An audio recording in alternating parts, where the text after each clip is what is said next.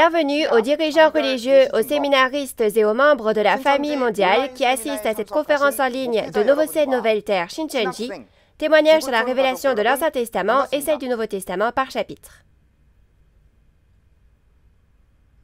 Je suis Yang Jae-sung et je serai votre présentateur.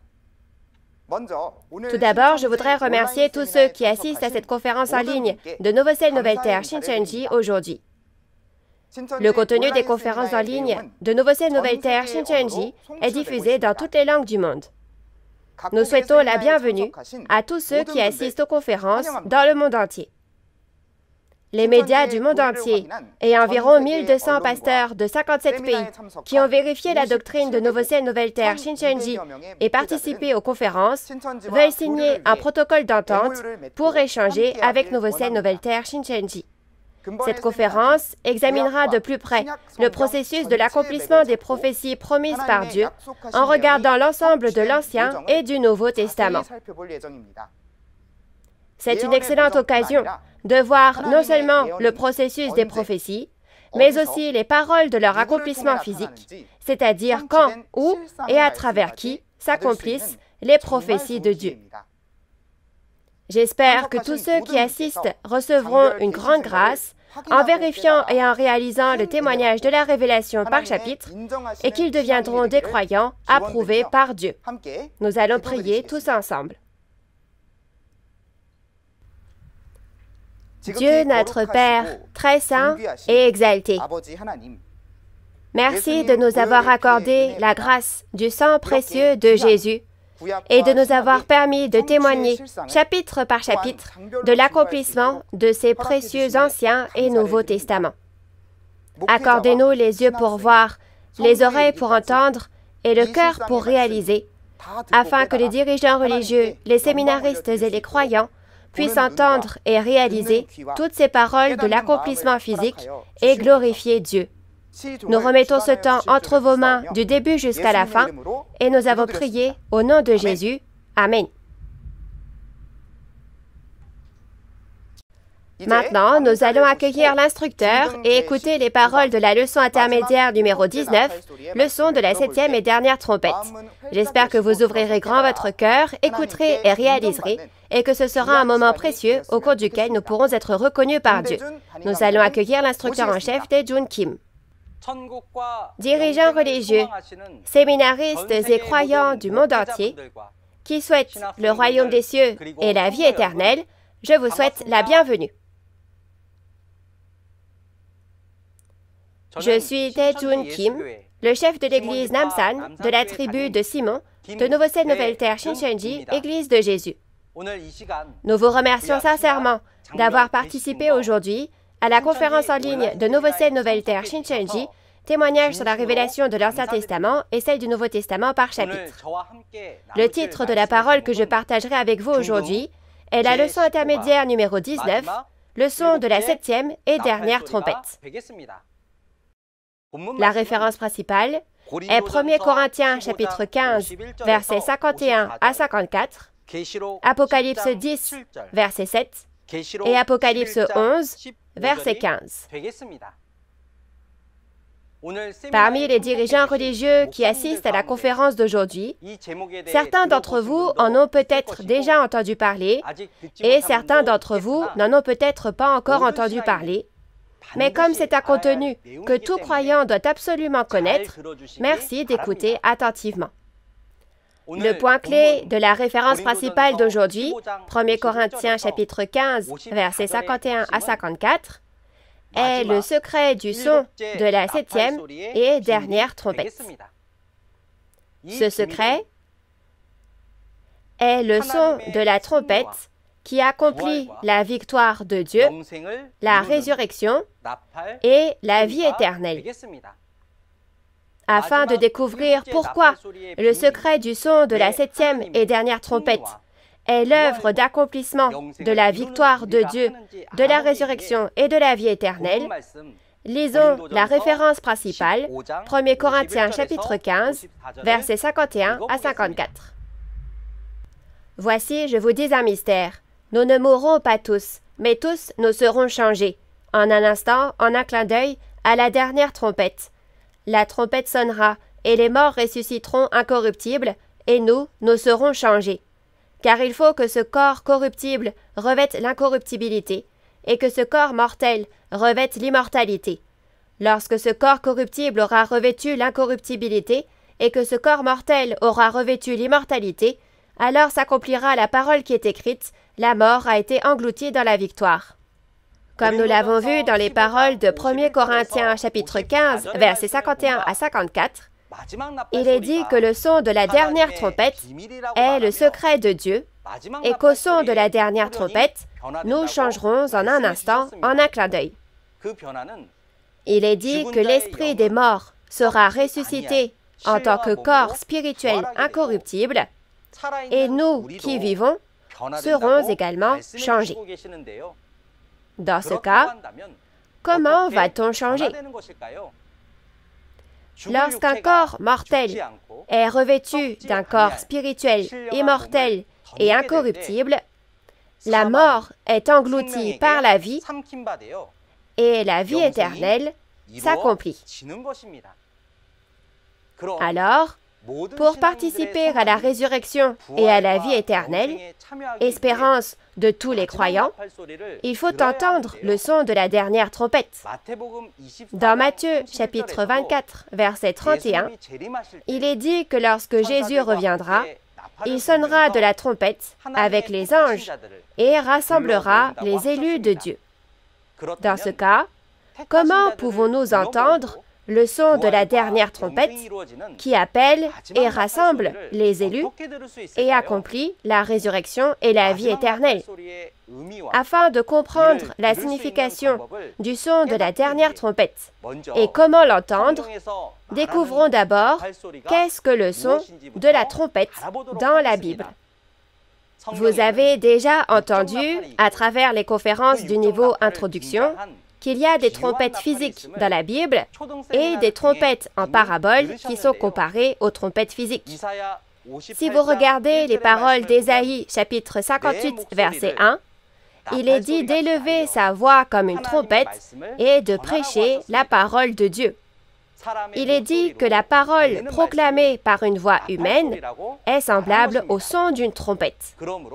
Par conséquent, la signification du son de la trompette spirituelle est la parole qui informe des événements qui sont apparus.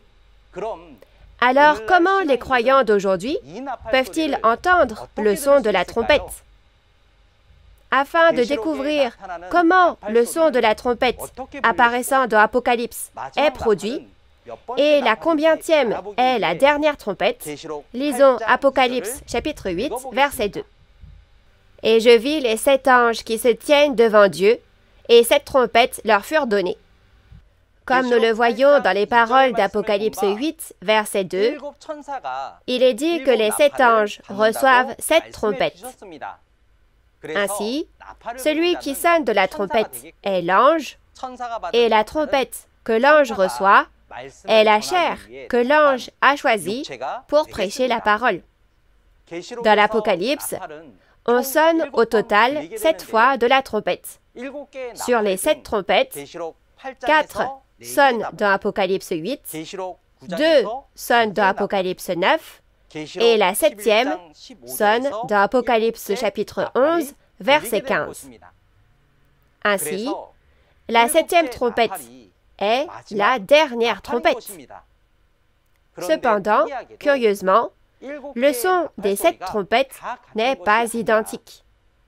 Les 6 premières trompettes et la 7e trompette ont un sujet et un contenu différents. Pour vous dire en quoi consiste cette différence, le son de la première à la 6e trompette dans Apocalypse 8 et 9 informe que le peuple élu qui a trahi sera sacrifié au destructeur. Et à la différence, le son de la 7e et dernière trompette dans Apocalypse chapitre 11 verset 15 est le son qui annonce la destruction du peuple élu par la bête et le son du salut par la victoire de Dieu. Dans ce cas, les 6 trompettes sonnées au début et la 7e et dernière trompette ont des rôles différents. Parmi elles, ce que nous devons absolument réaliser aujourd'hui, c'est le son de la 7e et dernière trompette annonçant la nouvelle du salut. Voyons ensuite ce qui se passe lorsque retentit la 7e et dernière trompette. Si vous regardez le contenu d'Apocalypse 10, un ange puissant avec un petit livre ouvert apparaît et il prête serment devant Dieu. Et au verset 7, il est dit que lorsque la 7e trompette sonnerait, le secret de Dieu s'accomplirait, tout comme l'évangile prêché à ses serviteurs, les prophètes. Alors, quand retentit la 7e trompette du salut, quel est le secret de Dieu qui s'accomplit comme l'évangile prêché à ses serviteurs, les prophètes? Pour en savoir plus sur le secret qui s'accomplit lorsque la 7e trompette sonne, lisons Apocalypse chapitre 11, verset 15.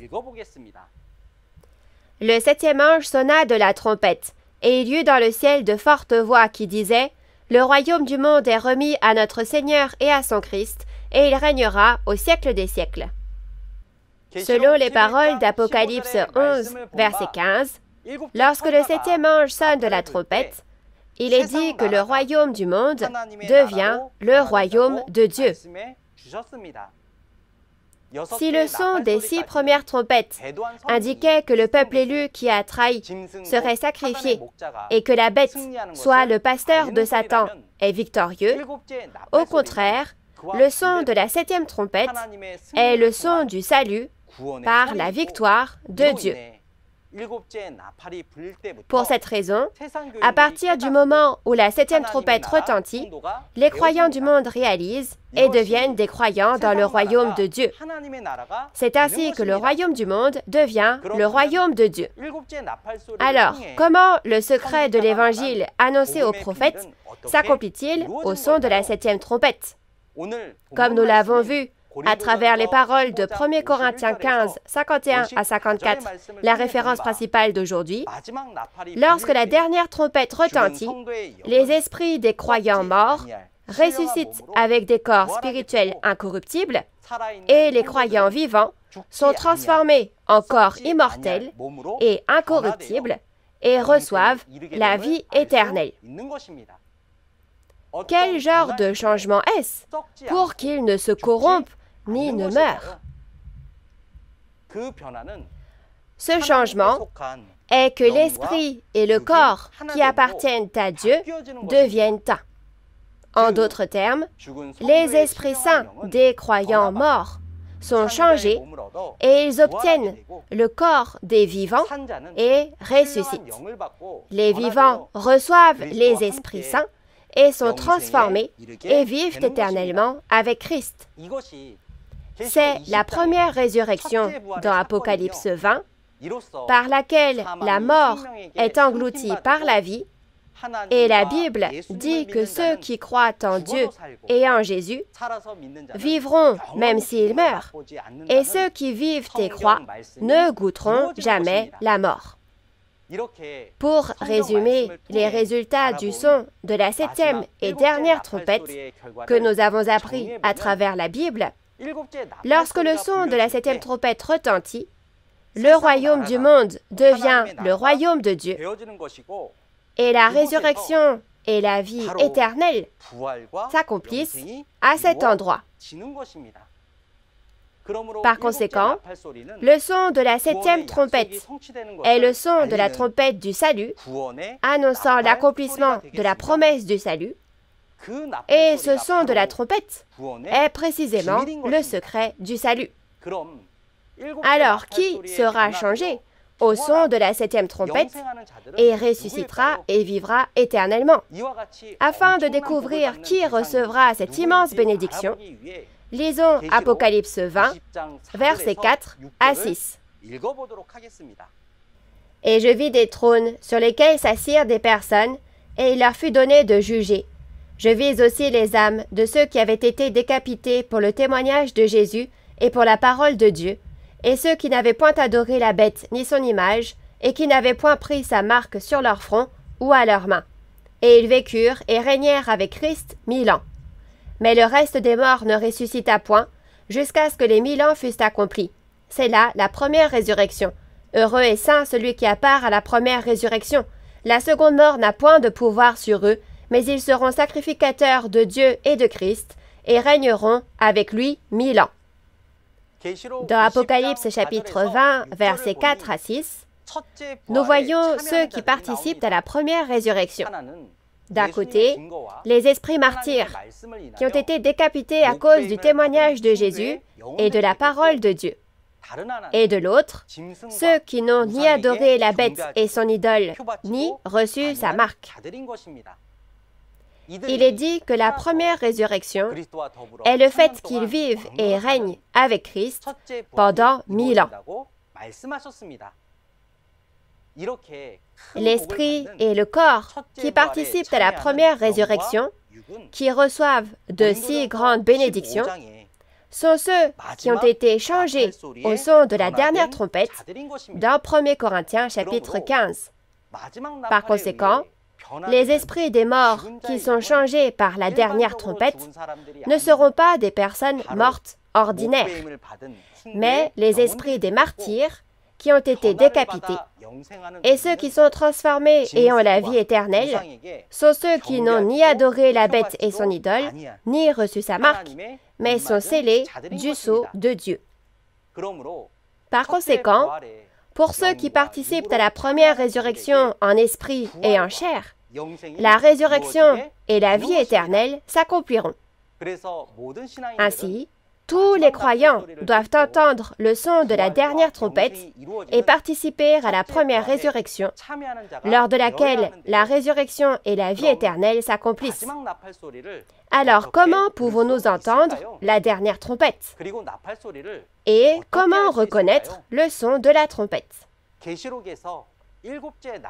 Il est dit que la dernière trompette qui apparaît en tant que la 7e trompette dans l'Apocalypse est la trompette du salut et le secret du salut. Par conséquent, afin de connaître le secret de la 7e et dernière trompette de l'Apocalypse, nous devons réaliser les 3 secrets de l'Apocalypse. Avez-vous déjà entendu dire qu'il y a 3 secrets dans l'Apocalypse? Cela peut sembler peu familier à certains, mais l'Apocalypse promet 3 secrets.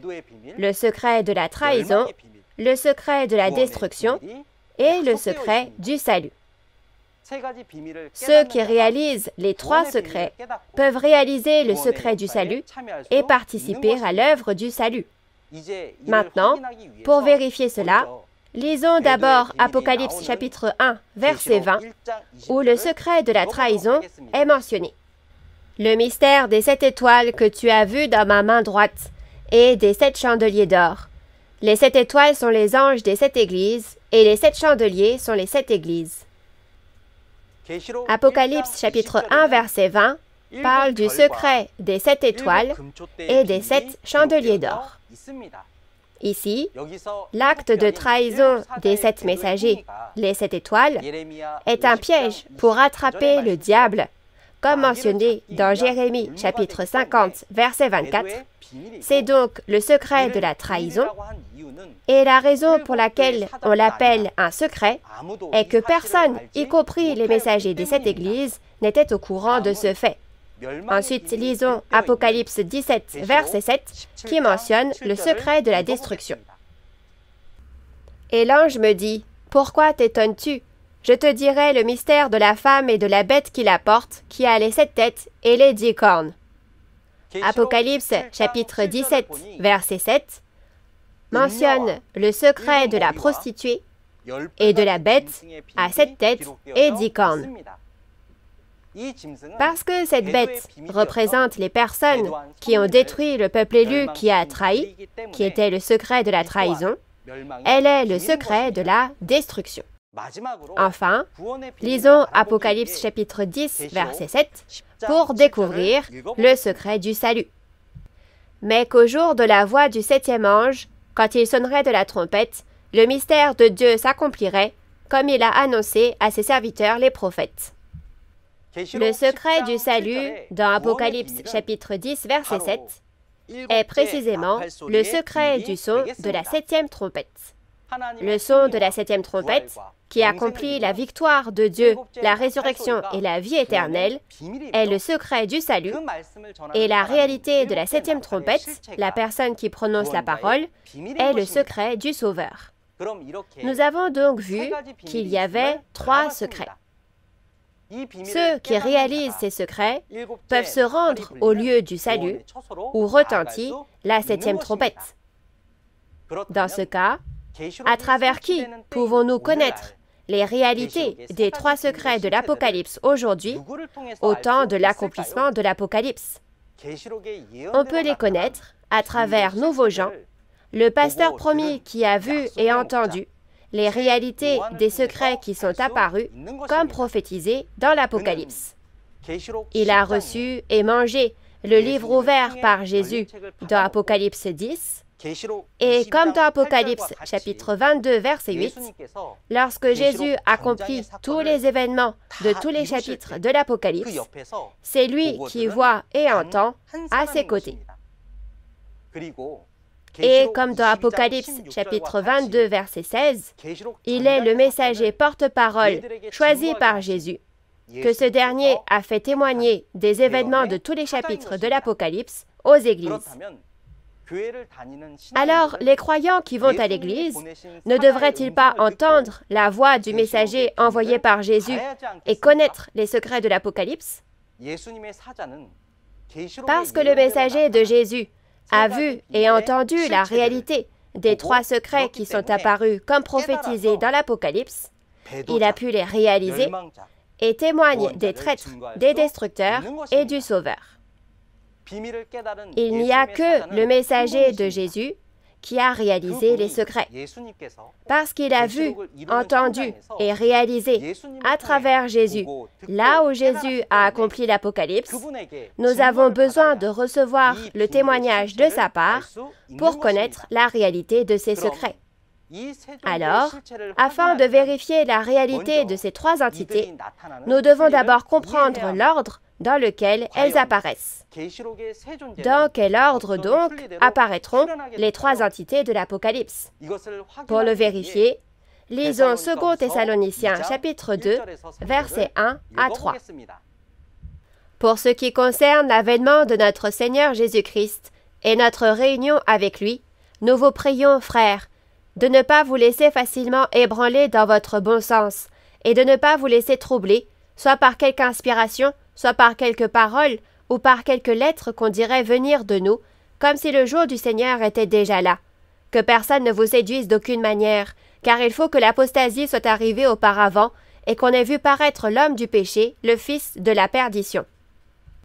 Comme nous l'avons vu dans 2 Thessaloniciens chapitre 2, versets 1 à 3, il est dit qu'au second avènement du Seigneur, après l'œuvre de la trahison et de la destruction, l'œuvre du salut sera accomplie par la venue de Christ. Cela signifie que les 3 entités, les traîtres, les destructeurs et le Sauveur, apparaîtront dans l'ordre. Alors, comment se produira l'apparition des traîtres qui marque le début des événements de l'Apocalypse? Elle commence par l'apparition des 7 messagers préparant le chemin, les 7 étoiles que Jésus tenait dans sa main droite. La trahison apparaît alors qu'ils ne respectent pas leur alliance avec Jésus et deviennent un avec le pasteur de Satan. Par conséquent, ils sont les traîtres. Alors, comment la destruction se produit-elle et qui est le destructeur? Les destructeurs qui ont détruit le tabernacle du peuple élu qui a trahi sont les 7 pasteurs de Satan, la bête à 7 têtes et 10 cornes. Dans Apocalypse chapitre 13, les 7 pasteurs et les fidèles du tabernacle préparant le chemin ont reçu la marque et ont adoré les 7 pasteurs de la bête, de sorte qu'ils sont passés de Dieu à Satan. C'est précisément la destruction. Après cela, comment le salut s'accomplit-il? Lorsque la trahison et la destruction promises dans l'Apocalypse ont lieu, un pasteur qui voit la réalité des traîtres et des destructeurs et réalise la réalité de l'Apocalypse apparaît. Ce pasteur combat et vainc les pasteurs appartenant à Satan et devient le pasteur promis qui sonne la 7e trompette du salut et fait l'œuvre du salut. Pour en savoir plus, lisons Apocalypse chapitre 12, versets 7 à 11. Et il y eut guerre dans le ciel. Michel et ses anges combattirent contre le dragon, et le dragon et ses anges combattirent. Mais ils ne furent pas les plus forts, et leur place ne fut plus trouvée dans le ciel. Et il fut précipité, le grand dragon, le serpent ancien, appelé le diable et Satan, celui qui séduit toute la terre, il fut précipité sur la terre, et ses anges furent précipités avec lui. Et j'entendis dans le ciel une voix forte qui disait, « Maintenant le salut est arrivé, et la puissance et le règne de notre Dieu, et l'autorité de son Christ, car il a été précipité, l'accusateur de nos frères, celui qui les accusait devant notre Dieu jour et nuit. Ils l'ont vaincu à cause du sang de l'agneau, et à cause de la parole de leur témoignage, et ils n'ont pas aimé leur vie jusqu'à craindre la mort. » Si vous regardez les paroles d'Apocalypse chapitre 12, versets 7 à 11, vous pouvez voir qu'il y aura une guerre spirituelle dans le ciel, soit le tabernacle, entre les 7 pasteurs de la bête qui ont détruit cet endroit et le pasteur promis. Le pasteur promis et ses frères, qui ont vu, entendu et réalisé la trahison et la destruction apparues selon la Bible, combattent et vainquent le groupe du dragon avec la parole de témoignage. Dès lors, le salut, la puissance et le royaume de Dieu s'accomplissent comme promis. Si vous perdez contre le groupe du dragon, vous n'aurez ni le royaume de Dieu ni le salut. Grâce à la victoire, le royaume de Dieu peut être établi et l'œuvre du salut peut commencer. En ce temps-là, la 7e trompette est le son de la nouvelle de la victoire et du salut, quand le royaume du monde devient le royaume de Dieu. Et Nouveau-Jean le vainqueur, le pasteur promis, qui peut témoigner de cette parole, est précisément la réalité de la 7e trompette. Alors, quel genre d'endroit est le royaume de Dieu, où la 7e trompette, celle du salut, est sonnée? Pour le savoir, lisons Ésaïe chapitre 18, verset 3. Vous tous, habitants du monde, habitants de la terre, voyez la bannière qui se dresse sur les montagnes, écoutez la trompette qui sonne.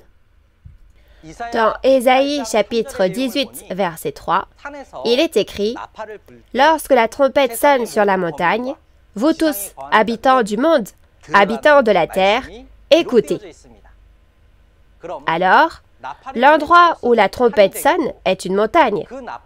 Et comme dans Joël chapitre 2, verset 1, on dit que l'on sonne de la trompette sur Sion, on peut réaliser que le lieu où la trompette sonne est la montagne de Sion. Dans Apocalypse chapitre 14, verset 1 aussi, il est rapporté que l'agneau et les 144 000 se tenaient sur la montagne de Sion. À travers ce contenu, nous pouvons voir que lorsque les événements de l'Apocalypse seront accomplis, comme l'expression qui dit « une montagne de personnes », le fait de sonner la 7e trompette est accompli dans l'Église où il y a le vainqueur avec Dieu et Jésus, soit la montagne de Sion, exprimée en parabole et comparée à la montagne de Sion physique. Alors, où est la montagne de Sion spirituelle, où retentit la 7e trompette? Pour comprendre cela, dans le passage d'Apocalypse chapitre 7, versets 1 à 8, lisons les versets 3 à 4. « Ne faites point de mal à la terre, ni à la mer, ni aux arbres, jusqu'à ce que nous ayons marqué du sceau le front des serviteurs de notre Dieu. Et j'entendis le nombre de ceux qui avaient été marqués du sceau, 144 000 de toutes les tribus des fils d'Israël. Quand on lit Apocalypse chapitre 7, versets 3 à 4, il y a ceux qui sont scellés, qui sont appelés les serviteurs de Dieu. Il y a 144 000 des 12 tribus, soit 12 000 dans chaque tribu. Ce sont les mêmes personnes que les 144 000, les premiers fruits de la montagne de Sion dans Apocalypse 14, moissonnés et rassemblés par Jésus, et les anges au son de la trompette. Au final, la réalité de la montagne de Sion aujourd'hui est constituée des 12 tribus de Novo-Ciel Nouvelle-Terre Shincheonji, créées en moissonnant et en scellant ceux qui sont nés de la semence de Dieu. De plus, comme promis dans Apocalypse 21, le royaume des cieux, la ville sainte, la nouvelle Jérusalem, descend et la résurrection où la chair et l'esprit deviennent un, le royaume des cieux et la vie éternelle s'accomplissent. Alors, quelle est la réalité du son de la 7e trompette aujourd'hui? C'est le témoignage de la parole révélée lors des conférences du niveau introduction, intermédiaire et avancé de Novo-Ciel Nouvelle-Terre Shincheonji. Le président de Novo-Ciel Nouvelle-Terre Shincheonji, le pasteur promis et les chefs des 12 tribus de Novo-Ciel Nouvelle-Terre Shincheonji ont témoigné de la parole révélée de tous les chapitres de l'Apocalypse, et les instructeurs du centre de mission ont prêché la parole du niveau introduction, et les instructeurs en chef ont prêché la parole du niveau intermédiaire à travers ces conférences. C'est la réalité de la 7e trompette qui retentit aujourd'hui. De nombreux pasteurs du monde entier qui ont écouté ces conférences ont accepté ces paroles et signent des protocoles d'entente avec Novo-Ciel Nouvelle-Terre Shincheonji. Et de nombreux médias du monde entier y prêtent attention et des conférences de presse sont organisées. C'est ainsi que le royaume du monde devient le royaume de Dieu, comme dans Apocalypse chapitre 11, verset 15. Pour finir, résumons la parole que nous avons apprise aujourd'hui. La 7e et dernière trompette est le son qui annonce la victoire de Dieu, au cours de laquelle le royaume du monde devient le royaume de Dieu, et à travers ce son, la résurrection et la vie éternelle s'accomplissent. Par conséquent, nous devons à tout prix entendre le son de la 7e et dernière trompette. Afin de réaliser le son de cette trompette, afin de réaliser le son de la 7e trompette, nous devons connaître la réalité des 3 mystères de l'Apocalypse, qui est le secret du salut, et nous devons donc rencontrer le pasteur promis qui a vu et entendu l'accomplissement qui est apparu et recevoir son témoignage pour le savoir. Dans ce cas, nous devons à tout prix rencontrer le pasteur promis, recevoir son témoignage, réaliser le secret du salut et devenir un croyant qui est sauvé. Par conséquent, à travers le pasteur promis du Nouveau Testament, tous les membres des 12 tribus de Novo-Ciel Nouvelle-Terre Shincheonji savent qui sont ces 3 secrets, les traîtres, les destructeurs et le sauveur. C'est la preuve du salut. Donc je prie pour que tous les dirigeants religieux et les croyants vérifient également ces paroles jusqu'au bout, réalisent le secret du salut et deviennent un en Dieu et en Jésus à travers la parole. La prochaine fois, un instructeur plus compétent que moi viendra témoigner de la leçon numéro 20 sur le Fils qui reçoit l'héritage de Dieu. Nous espérons que vous y assisterez et que vous passerez un temps précieux au cours duquel vous réaliserez et recevrez la grâce. Maintenant, pour finir, j'aimerais que nous clamions ensemble « We are one » dans le sens où nous sommes un en Dieu et en Jésus. Quand je dirai « We are one », s'il vous plaît, levez votre index comme ceci et clamons-le ensemble. Au-delà des origines, des nations et des religions, nous sommes un en Dieu, en Jésus et en la Bible. We are one. Nous sommes un. Nous allons prier Dieu. Dieu notre Père, qui est saint, et envers qui nous sommes reconnaissants. Nous vous remercions sincèrement pour votre grande grâce et votre amour. En cette ère de la dernière œuvre de Dieu, nous vous rendons grâce et gloire de nous avoir permis de témoigner du son de la 7e et dernière trompette. À travers les conférences en ligne de Nouveau Ciel, Nouvelle Terre, Shincheonji, témoignages sur la révélation de l'Ancien Testament et celle du Nouveau Testament par chapitre. Permettez qu'en écoutant le son de cette trompette, la victoire de Dieu, la résurrection et la vie éternelle s'accomplissent.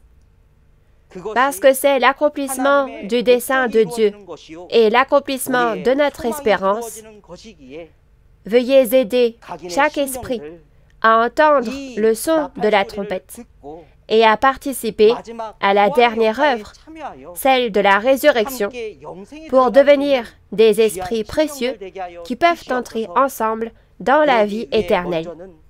Pour ce faire, tout d'abord, veuillez faire en sorte que tous les dirigeants religieux et les croyants deviennent un dans cette parole révélée, soient transformés par la semence de cette parole et naissent à nouveau pour devenir de parfaits enfants de Dieu. Ainsi, aidez-nous à être complètement transformés en un précieux enfant de Dieu qui peut entrer dans le monde éternel que Dieu désire. C'est ainsi que le royaume des cieux de Dieu sera créé sur cette terre, et au temps de la fin, c'est le moyen d'obtenir la vie éternelle. Alors, s'il vous plaît, permettez que tout le monde y participe. Nous croyons que vous entendrez toutes ces supplications et prières, et nous avons prié au nom de Jésus qui est la vie. Amen. Merci pour votre attention. Quelles sont les conditions pour devenir un fils et recevoir l'héritage de Dieu? Que doit faire Dieu pour regagner le monde qu'il a perdu? Romains chapitre 8, verset 19 dit que la création attend avec impatience l'apparition des fils de Dieu. Ne devrions-nous pas devenir la réalité de ces fils de Dieu qui reçoivent l'héritage? Si oui, qui sont les fils de Dieu qui recevront l'héritage et quand apparaîtront-ils? Nous tenons à remercier l'instructeur pour ses précieuses paroles. La prochaine fois, nous utiliserons Galates chapitre 4 comme référence principale pour en savoir plus sur le Fils qui reçoit l'héritage de Dieu. Ce sera à 10 h comme aujourd'hui, et j'espère que vous participerez et que nous deviendrons tous ceux qui atteindront le royaume des cieux et la vie éternelle.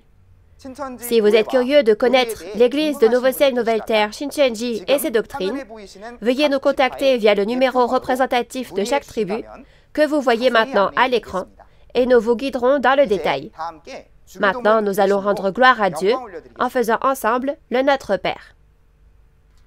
Notre Père qui es aux cieux, que ton nom soit sanctifié, que ton règne vienne, que ta volonté soit faite sur la terre comme au ciel. Donne-nous aujourd'hui notre pain de ce jour. Pardonne-nous nos offenses, comme nous pardonnons aussi à ceux qui nous ont offensés. Et ne nous laisse pas entrer en tentation, mais délivre-nous du mal. Car c'est à toi qu'appartiennent le règne, la puissance et la gloire, au siècle des siècles. Amen. Merci à tous ceux qui ont regardé jusqu'à maintenant.